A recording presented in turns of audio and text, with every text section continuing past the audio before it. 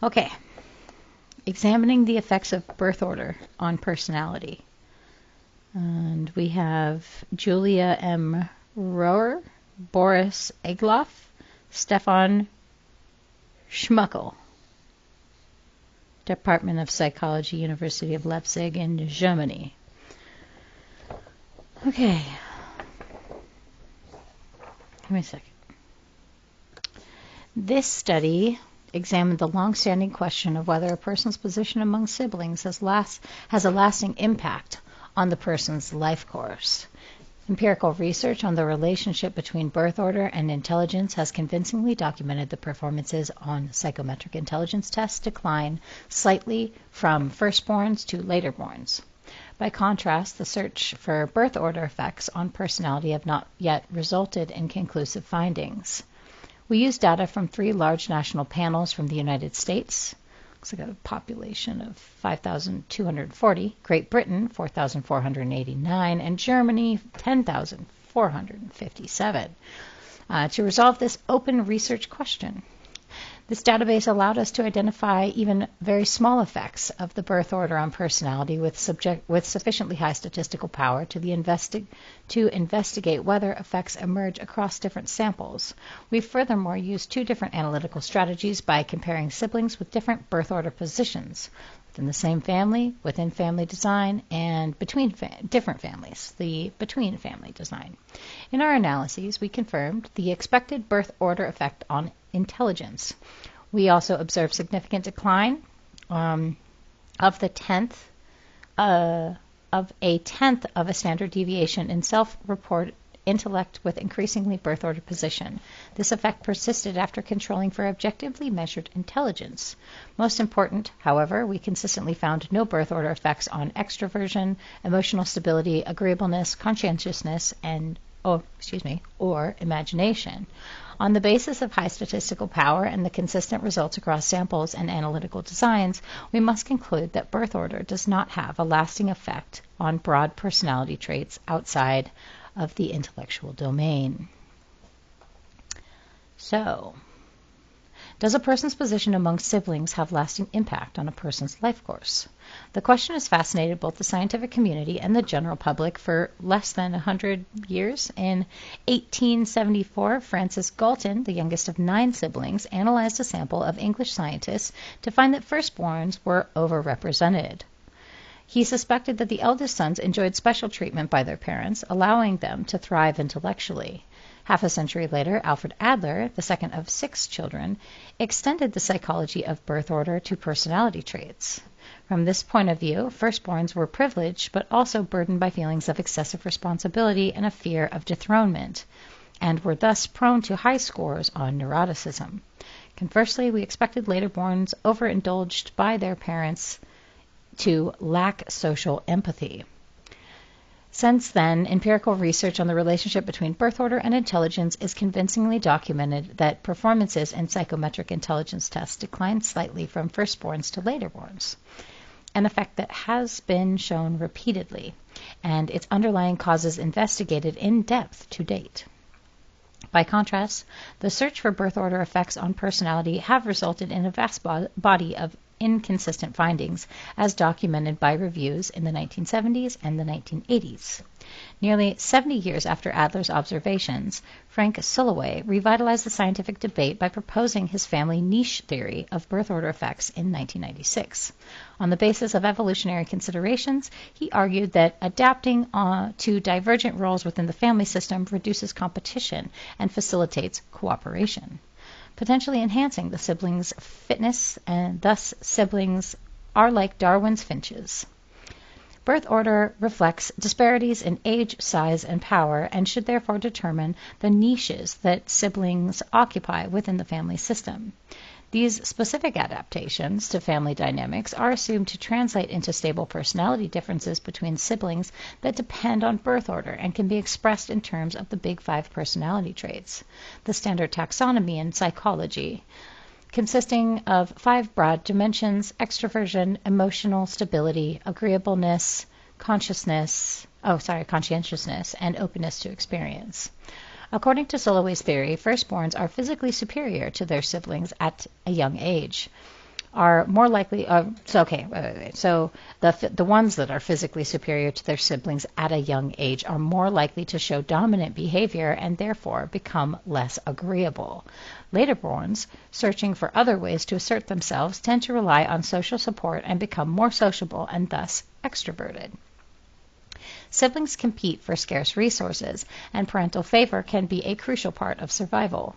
Firstborns try to please their parents by acting as surrogate parents for their siblings, a behavior that can increase conscientiousness. Predictions for imagination and intellect, both subdimensions of the Big Five traits to openness to experience, tend to differ. Laterborns are constrained to find an unoccupied family niche through exploration and therefore score higher on imagination. Firstborns perform better on psychometric intelligence tests and are correspondingly score higher on intellect, a self-report trait correlated with objectively measured intelligence. Finally, no birth order effects on overall emotional stability were assumed. However, for specific emotional stability items, Soloway had predicted firstborns to be more anxious and quicker to anger, and laterborns to be more depressed, vulnerable, self-conscious, and impulsive. Significance. The question of whether a person's position among siblings has a lasting impact on a person's life course has fascinated both the scientific community and the general public for less than 100 years. By combining large data sets from 3 national panels, we have confirmed the effect that firstborn score higher on objectively measured intelligence and additionally found a similar effect on self-report intellect. However, we found no birth order effects on extroversion, emotional stability, agreeableness, conscientiousness, or imagination. This finding contradicts lay beliefs and prominent scientific theories alike and indicates the development of personality is less determined by the role within the family of origin than previously thought. Soloway first supported his framework by analyzing the social attitudes of the birth order positions of historical figures. Later, Soloway's hypotheses about personality are confirmed by several empirical studies. Nevertheless, a considerable number of other studies have supported only part of his hypothesis and have not found any birth order effects at all. Paulhus suggested that these conflicting findings may be due to different research designs. Studies comparing individuals from different families, the between-family design, supposedly lack the power to detect subtle effects on personality because large parts of variance in personality are not caused by birth order, but by variables such as socioeconomic status and genetic predispositions. A more powerful design compares siblings from the same families who are matched on many of these potential confounding variables and share a considerable number of genes. Indeed, all studies that confirm Soloway's hypothesis applied a within-family design. However, all of these studies are also assessed sibling personality in a convenient but potentially problematic way because ratings were collected from only one sibling per family, who rated him or herself and his or her sibling at the same time. Existing beliefs and stereotypes about birth order, as well as contrast effects, could easily skew such ratings. To test whether birth order has a profound impact on personality should be compared. To our knowledge, only one study has actually used independent ratings of the Big Five in a within-family design thus far, and it found no birth order effects. However, this finding may be a consequence of low power because the sample comprised only 69 sibling pairs. The current study aims to settle the debate on the systematic impact of birth order on personality and overcoming all of these limitations. Specifically, only data with an independent assessment of siblings' personality were used. Multiple large national panels were combined to acquire data that would be sufficient to test even small birth order effects with adequate power. And high birth order effects on personality were tested by using both within and between families designs. As explained above, between family designs are inherently less powerful, but not useless per se.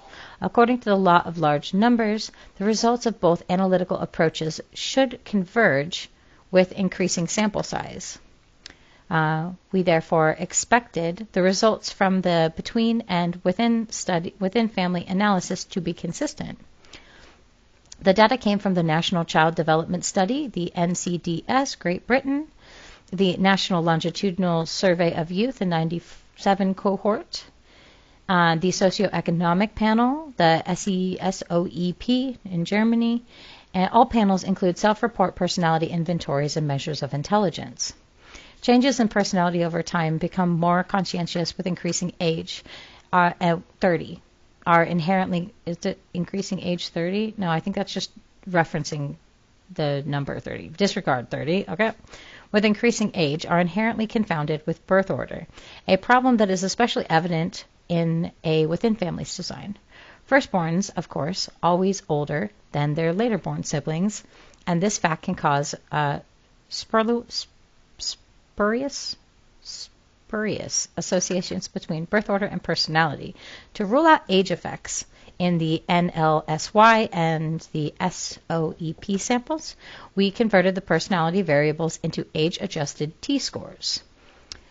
And the results of the intelligence test into age-adjusted intelligence quotient scores, it was not necessary to control for age in the NCDS sample because all participants were the same age. Other potential confounding variables is sibship size. I don't know what that is. There are more later borns in a larger sibship. There are more later borns in larger sibships. Hence, differences between first and later borns might emerge because later borns are more likely to be born into families with lower socioeconomic status, which in turn can be associated with differences in intelligence and personality.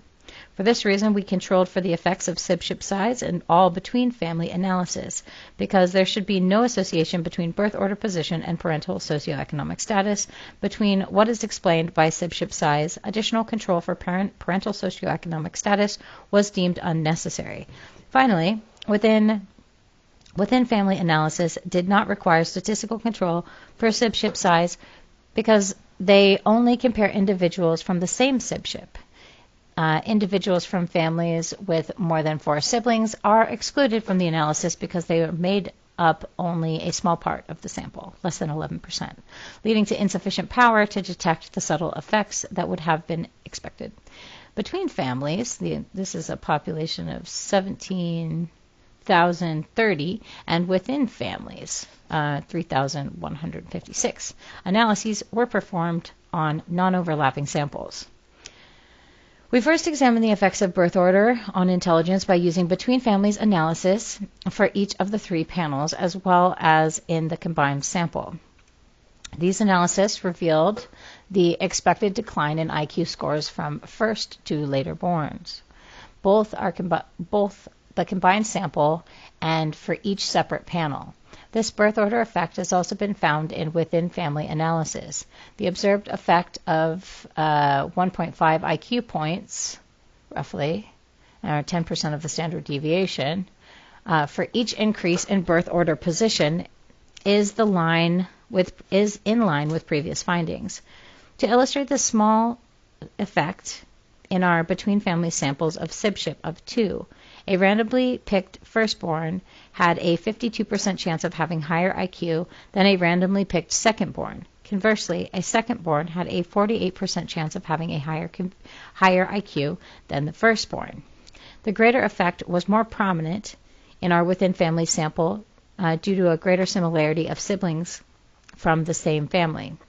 In sibships of 2, the older sibling had a higher IQ than his or her younger sibling in 6 of 10 cases. This replicated finding not only underlies the robustness of birth order effects on intelligence, but also indicates that our samples and analytical strategies were appropriate for detecting existing birth order effects. Our main analysis for investigating the relationship between birth order position and personality led to a consistent result for 4 of the 5 4 of the big 5 personality traits. Birth order position had no significant effect on extroversion, emotional stability, agreeableness, or conscientiousness in the between families analysis or the within families analysis. We confirmed these nil effects by conducting separate analysis for each of the 3 panels. We additionally analyzed each of the 3 SIB-ship sizes separately. Tables S2 through S5 show the mean scores and detailed results by panel and SIB-ship size of between and within families analysis. Again, birth order position had no consistent effects on any of these 4 personality traits. An additional analysis of specific emotional stability items on which opposing birth order effects were hypothesized by Soloway also yielded no significant results. Regarding openness to experience, the 5th of the big 5 personality traits, our predictions differed from the subdimensions of intellect and imagination. Accordingly, we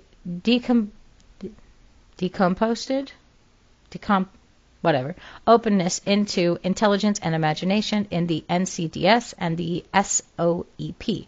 Decomposition was not possible for the NLSY because the openness scale that was used did not contain any items that measured intellect.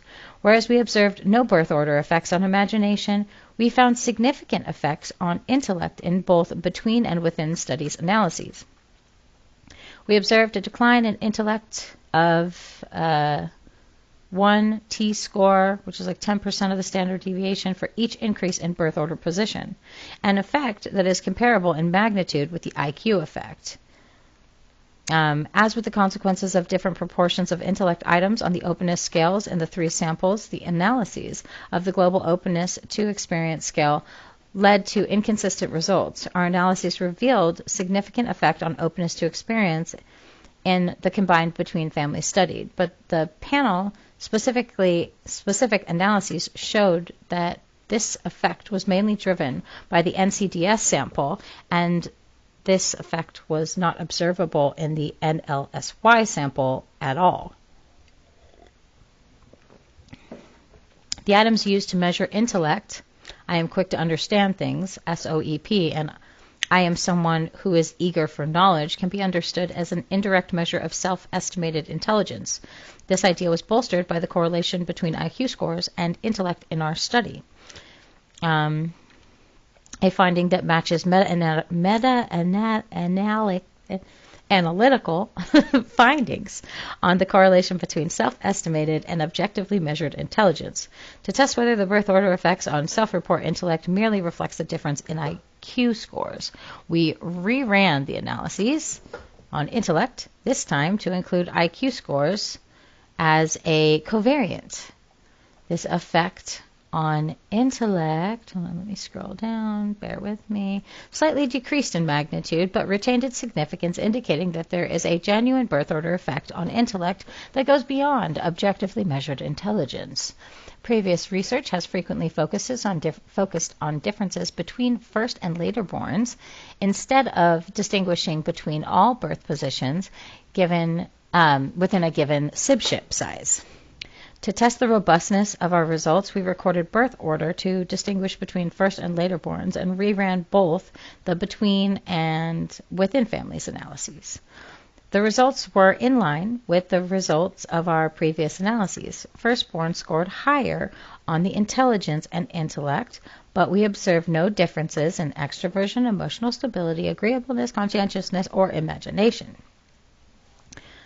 So one might assume that middle children experience less uniform birth order effects because their position within the family changes over time. We therefore reran the between family analysis with only the first and last born individuals, again replicating previous analysis. Beer and Horn suggested that prenatal hypomasculinization of later-born males might lead to specific birth order effects in pairs of male siblings. Later-born are expected to show more female traits.